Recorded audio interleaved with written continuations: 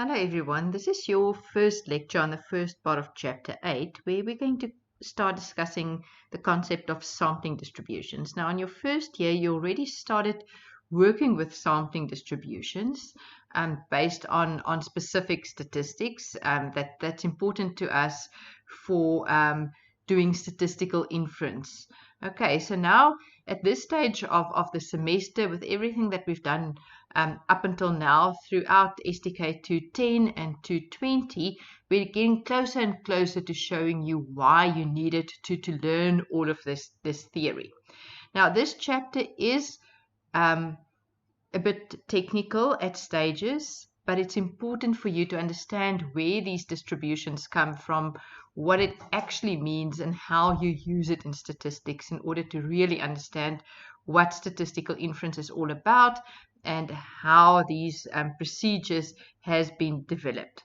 Okay, so when we start off with this topic over here in this first part, you will see that we are going to study the distributions of statistics, okay, in this specific chapter. And the statistics that we are going to be interested in is the sample mean, the sample variance, and the sample proportion. So we're going to look at those three statistics specifically, and we are going to look at their distributions. And when we look at distributions of statistics, these distributions are referred to as sampling distributions. Okay, so your sample mean is typically referred to as X bar. Your sample variance is referred to as S squared, and your sample proportion is referred to as theta hat. Okay, so that's just the notation that we use, and you can see in all of these cases we are making use of uppercase letters. That's just the uppercase theta in Greek, in the Greek alphabet, and therefore these statistics will be regarded as random variables as well, and we'll get back to that idea a bit later on. Okay, so now in order for us to get to these distributions that we are interested in, we need to define a few things. And this definition over here is very important in the context in how it will be used. We say that if x1 to xn is a random sample from a specific population with a specific PDF associated with each one of these random variables x1 up to xn, then we, based on this definition of a random sample, then we know that these x's over here are independent and are identically distributed with the following joint PDF. Okay, so the joint PDF associated with all of these x's is equivalent to the product where I goes from 1 to n of the marginal PDFs. So because they are independent, the joint PDF can be written as the product of the marginal PDFs. And that you know from work that we've done before. But if we refer to a random sample from a population of random variables x1 up to xn, then the independence assumption always holds, and we also know that these x's are identically distributed, so they all come from the same distribution. So that's also important in setting up what we are working towards. Okay, so now the next definition that we are going to look at is that of a statistic. So we said that we're going to look at three statistics: X bar, S squared, and theta.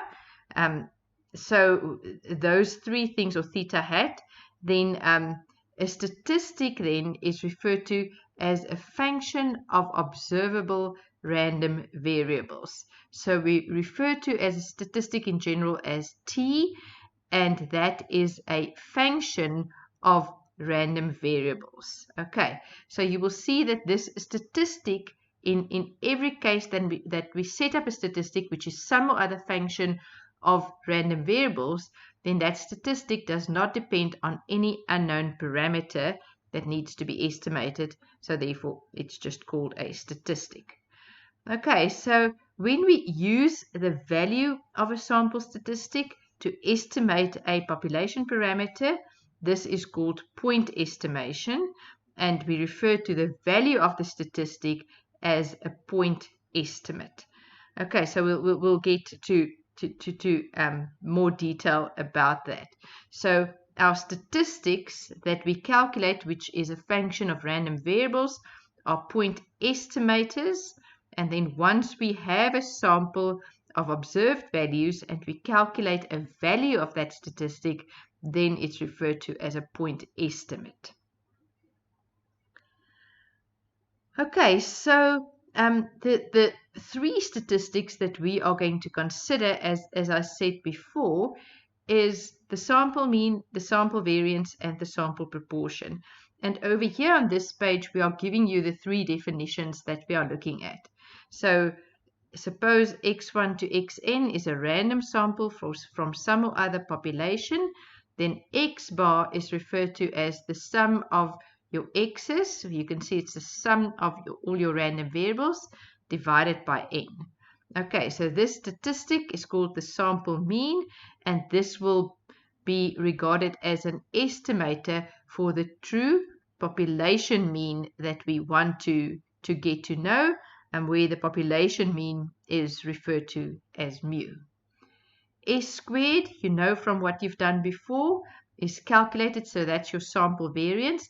That's the sum of the square deviations from the mean divided by n minus 1. So you can see again, S squared is a function of your random variables within this sample, and therefore it's referred to as a statistic, and it's called the sample variance, and it will be used as an estimator for the population variance, which we typically refer to as sigma squared. And then lastly, the sample proportion is defined over here, but in the case of the proportion, we have a sample, okay, that is selected from independent Bernoulli random variables, okay, with parameter theta. So if you think back to the Bernoulli distribution, you had a random variable that could only take on a 0 and a 1, your x value. So go back to that and make sure that you understand that. So you had an unknown parameter theta in that distribution, where theta referred to the probability of a success in one given trial. Okay, so that is the parameter. So that probability can be regarded as a proportion of successes as well that we want to estimate, and we are going to estimate that with this theta hat statistic, which you can see is exactly the same definition as that of x bar if you compare the two. So we are going to get the sum of our x values divided by n. But now in the case of the Bernoulli random variable, your x's can only take on values 0 or 1. So if we add our x's to one another in this type of experiment working with a Bernoulli distribution, then we will end up adding zeros and ones to one another, which basically just means that only the ones will be counted in the sum. And if your random variable for the Bernoulli is equal to 1, it means that a success was observed. So again, go back and make sure that you understand that. So that sum of your x's based on Bernoulli random variables will be equivalent to the number of successes that you observed in these trials over here divided by n. Okay, so therefore, even though you're calculating a mean, you're calculating a mean based on zeros and ones, which we've done before, which is equivalent to a proportion. that can be used to estimate the true population proportion, which can be also interpreted as a probability.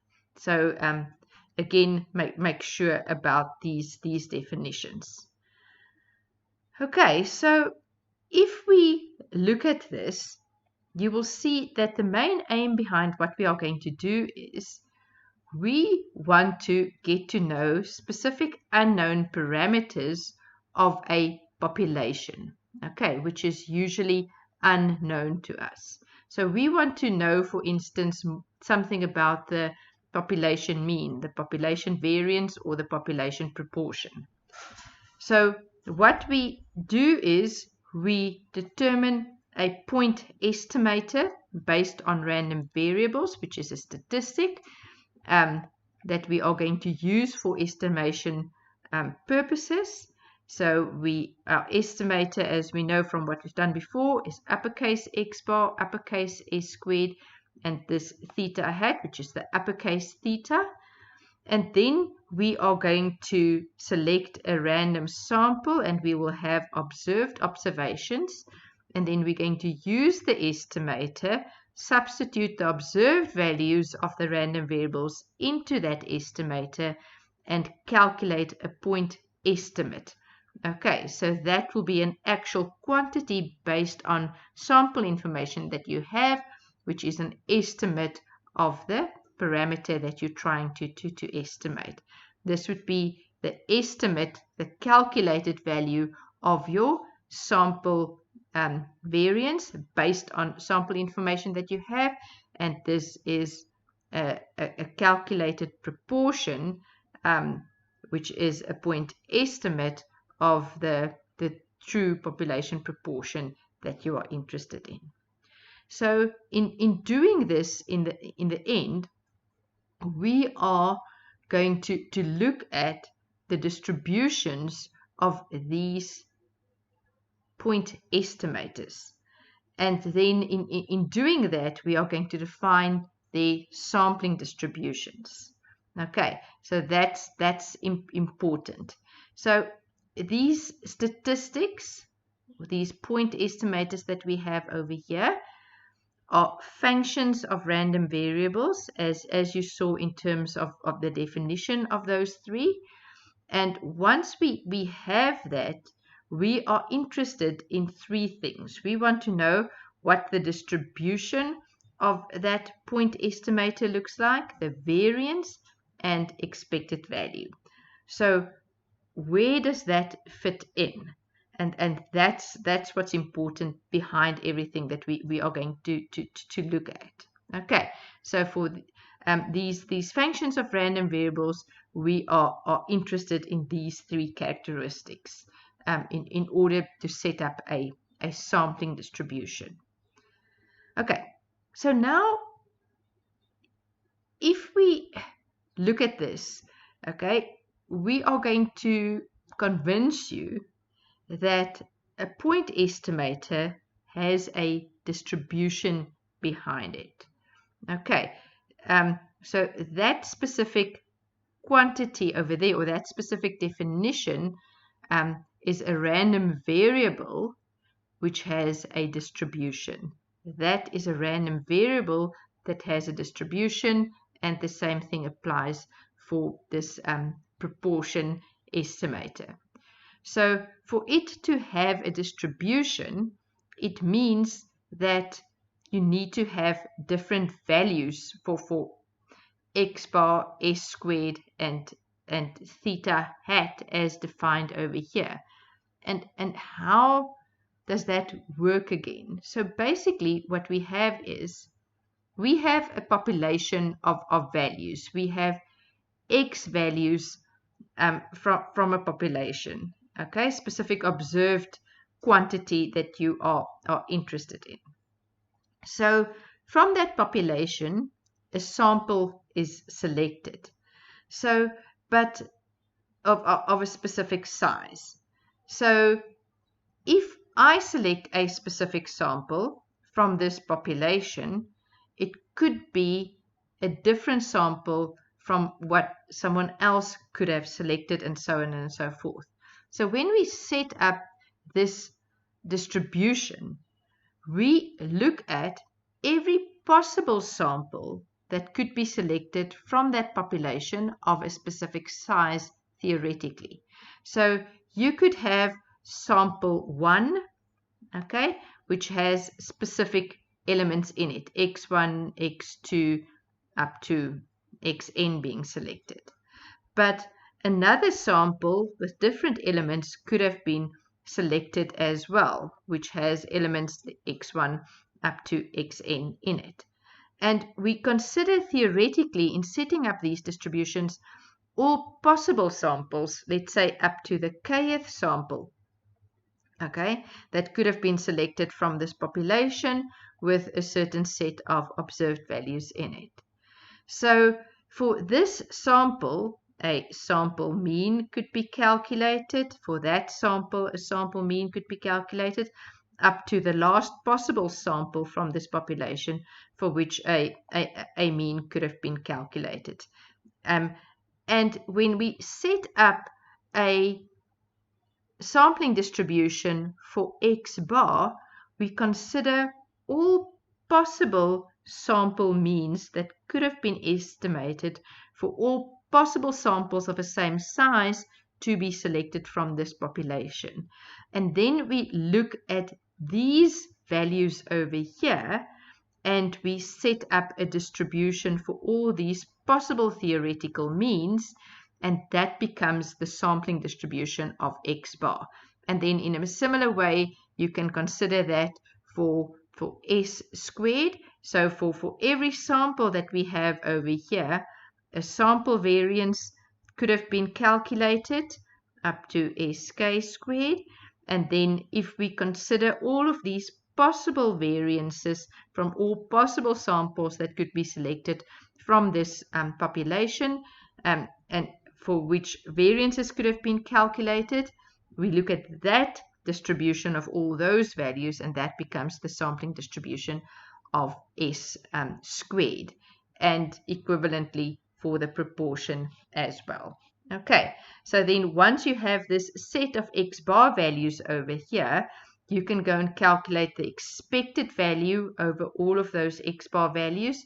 You can go and calculate a variance for these X bar values, and you could find a distribution associated with those values, and equivalently for S squared and for the proportion. Okay, so that is what's meant by that, and then we set up a sampling distribution based on that. Okay, so let's look at this following example. So let's say X, we have this quantity that we are interested in.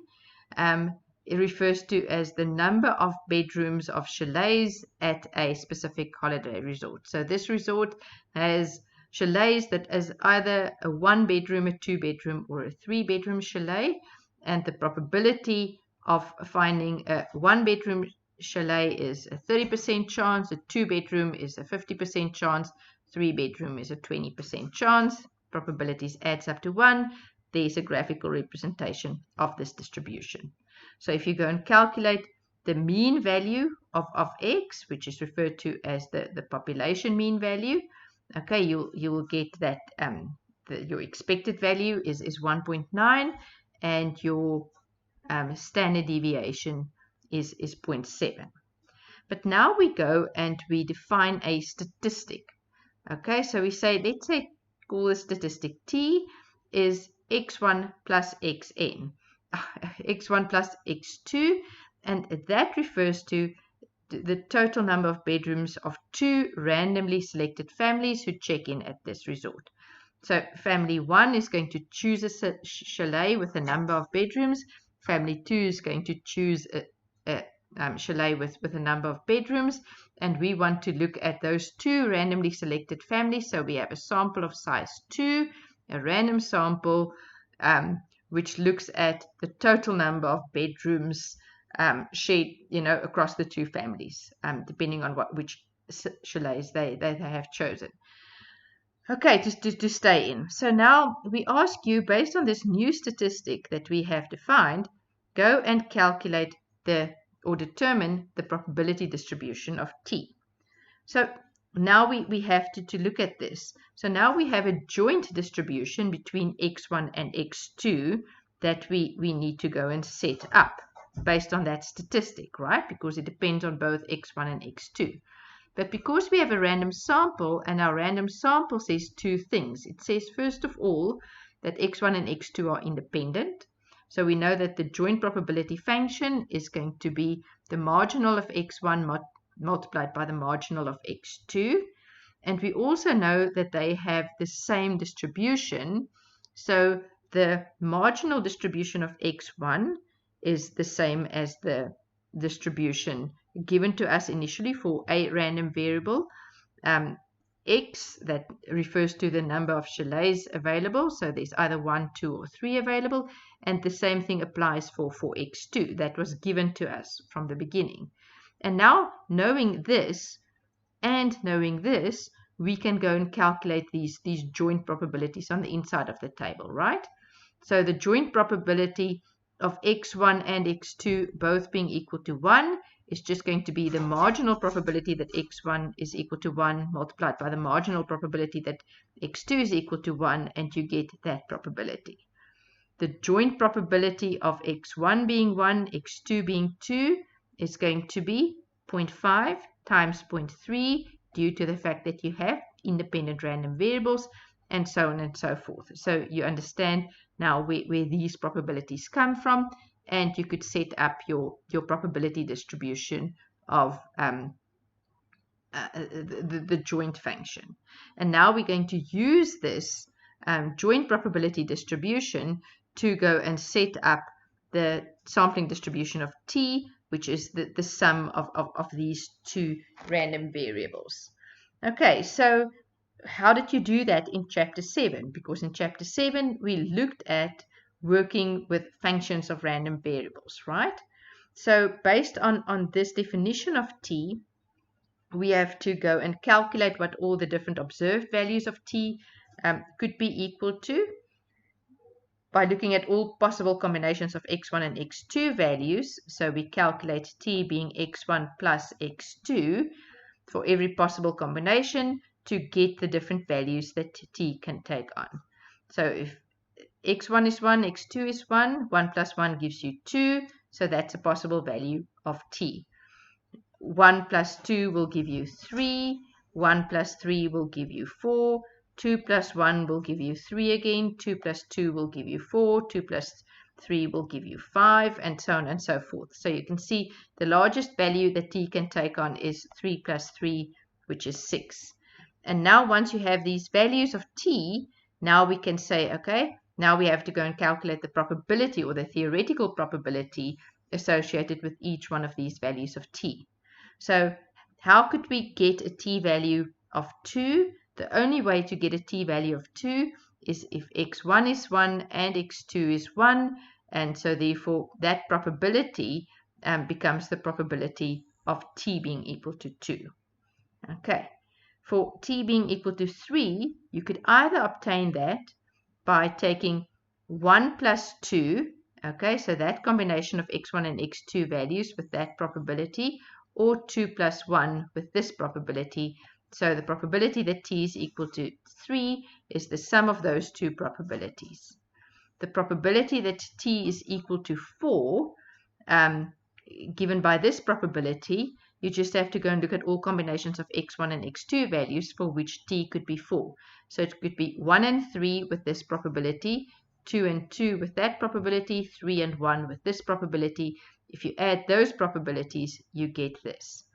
To get a t value of 5, it's either 2 plus 3 with that probability, 3 plus 2 with this probability. The sum of those two gives you the probability that t is equal to 5, and then 3 plus 3 will give you a 6. So that probability is the only way of getting a t equal to 6. So these probabilities must add up to 1 for this to be a valid probability distribution of t. And again, now once you have this distribution, which looks like this graphically, you can go and look at all the characteristics of this distribution. Okay, so theoretically, So we're just saying that this PDF that we set up, which is the probability distribution of t, is also known as the sampling distribution of t because it is based on a function of random variables. Okay, so x1 and x2 is from a random sample. And if we want to set up our theoretical variance covariance matrix, you understand that this is the form. Variances on the main diagonal, covariances on the off diagonal. Because it's a random sample, these two are independent, so the covariances will be 0 under those conditions. And we can go and calculate the the variances of x1 and x2 are known if you look at the original distribution.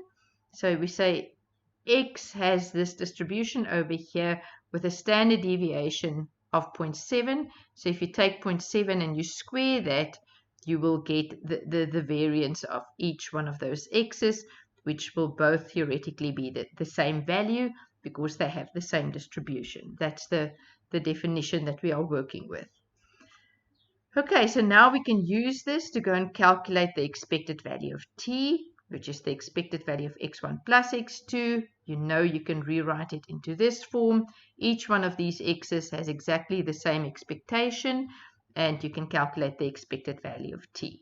So on average, you expect that in that random sample of 2 families that they will have between 3 and 4 bedrooms on average between the 2 families.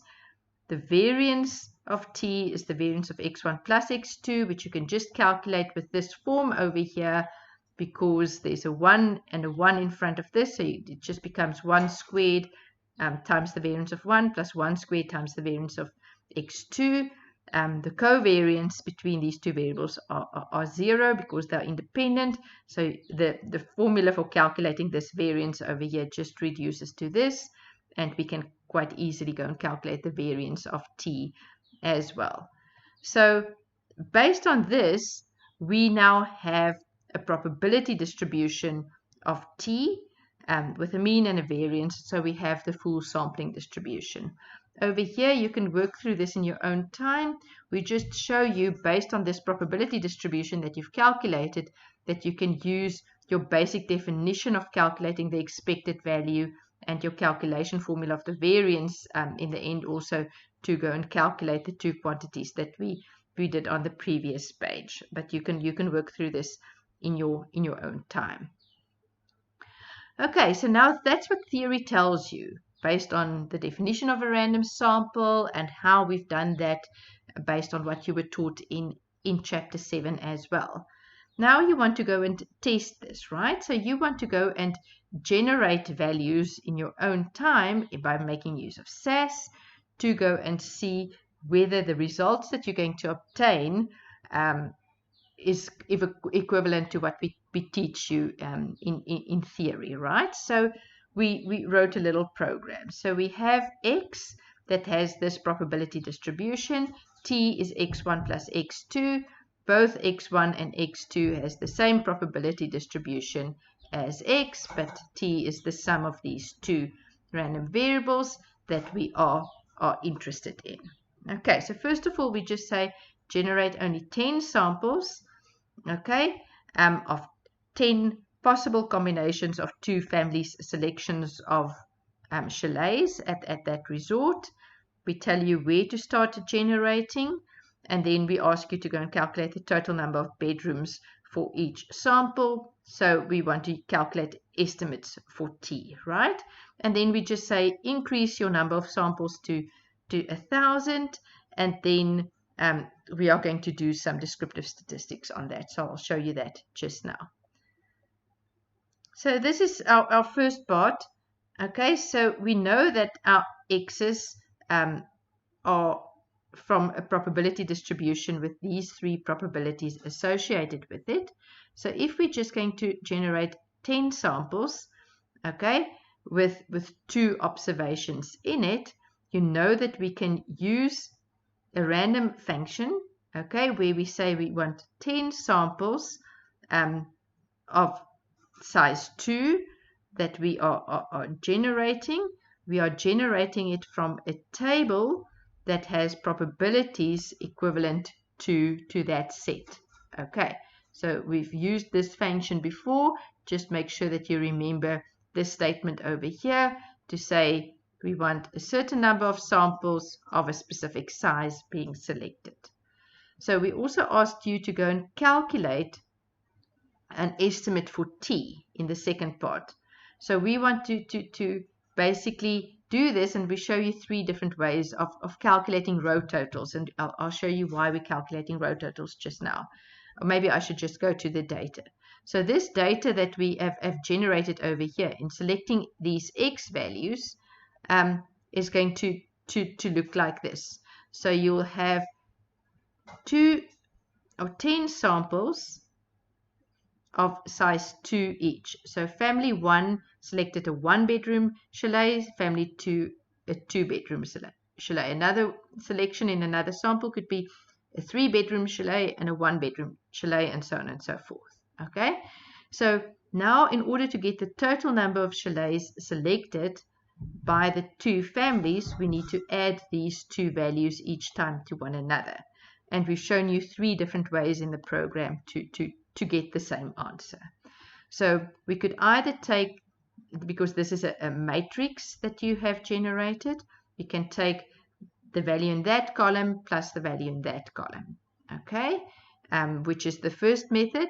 The next method is take this matrix and multiply it by a vector of 1s. Okay, so if you take 1 times 1 plus 2 times 1, you will also add the 2 values to one another, equivalently with 3 times 1 plus 1 times 1, which will give you the next value, and so on and so forth. Or we could just use a function in SAS which says calculate the row totals. So here we just say calculate, take the element in the first column of x and add it to the element in the second column of x. We can take that x matrix and multiply it by this vector, which has 2 rows, 1 column with 1s in it, as I've shown you, which will give you the same result. Or you can just use this function that we used a lot in the first semester, which will just calculate across your columns your row totals for you. Okay, so we just show you 3 different ways of doing the same thing in Proc IML, and then we just print those values. Okay, so that was the first instruction. So these are going to be an estimate for t, okay, which is x1 plus x2. So, you know, you could choose either one of these 3. We just show you 3 different ways of doing the same thing. Okay, so now in the next part, the one that we are more interested in, we say do exactly the same thing, but increase it to 1,000 samples, because we know if we do this experiment, you know, a lot of times we're going to get closer and closer to what theory tells us. So this part of the program is exactly the same as what I've explained to you before. Here we are calculating those estimates of t by calculating our row totals. Over here, what are we doing? We are concatenating these x values with the t values next to one another. So remember that statement. We create a data set called rooms from the matrix which we called matrix, and you will have 3 columns in that specific matrix. If you run that in SAS, each one needs a column name. The first column name is going to be x1, then x2, and then t next to it. And then we say take everything in that matrix, put it into that data set, and then we go to normal SAS. Okay, so in normal SAS we want to do a descriptive measures, or calculate descriptive measures. So we use proc univariate on the dataset rooms. You can go and see what these plots are that you can ask for. It's not necessary, but it will give you nice, interesting plots to look at. And this FREG statement is going to give you frequency distributions within this procedure as well. So we want to do an analysis, in this case, just on t, because we want to get to the empirical distribution of the random variable that we generated to look at the characteristics and how it compares. So we're going to look at a histogram. So you will see that the t-values that we've generated can only take on values from 2 to 6, similar to that of the theoretical distribution. We want a bar chart, so we want gaps between our bars, otherwise it's a histogram, and these are discrete values, and we want a blue histogram. Okay, so by looking at these statistics over here, you can see if you look at this empirical mean, how close it is to the theoretical mean, which we calculated to be 3.8. Look at the variance calculated. This is your empirical variance, and compare it to the theoretical variance of t, and again see how close you get to that specific value. Just to see that what we teach you in theory can be tested by looking at your empirical results. Here you just get your frequency counts with that FREC statement that we included. These cell percentages, if you convert it to probabilities, is equivalent, by dividing it by 100, is equivalent to empirical probabilities calculated. You can compare it to your theoretical probabilities that we've calculated. These cumulative percentages divided by 100 is an indication of empirical cumulative probabilities. Okay, so if you look at this empirical distribution of t, you can see it looks very similar to what we derived for the theoretical distribution. And this is from the SAS output. You can go and write down your empirical probability distribution based on those frequencies that I've shown you just now. Theoretically, we calculated these probabilities to be this. And you can see, even with only 1,000 values, that these values actually compare very well with one another.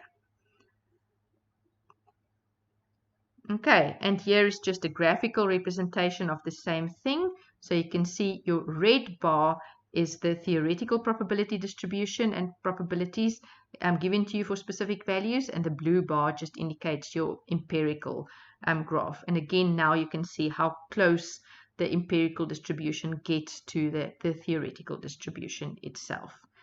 And then just lastly, we also ask you to go and calculate the empirical covariance variance structures. So this is what theory tells you your expected values are going to look like for each of these random variables, and this is the covariance structure behind the two random variables that you are looking at. So in SAS, you can use PROC-CAR, and you can specify that you want covariances within that procedure based on these two generated values of x1 and x2, and you will see there is the variance or the empirical variance of x1 and the empirical variance of x2, which is very close to what theory tells you it should be. These covariances, according to theory, should be 0. You can see it's not exactly 0, but it's close enough to something that compares to 0. If you look at your simple statistics, the mean of x1, the mean of x2, empirically is very close to what theory tells you it should be. If you square these standard deviations, you get the empirical variances again, which is equivalent to what you see in this matrix. Okay, so this is just again to show you how you can use SAS to go and generate your own data to be able to compare what theory tells you specific quantity should be and what you see it when you have selected your own set of data from a similar distribution, and then you can see that you get similar results. Okay, so in the next lecture, we're going to start with these characteristics over here and take it one step further.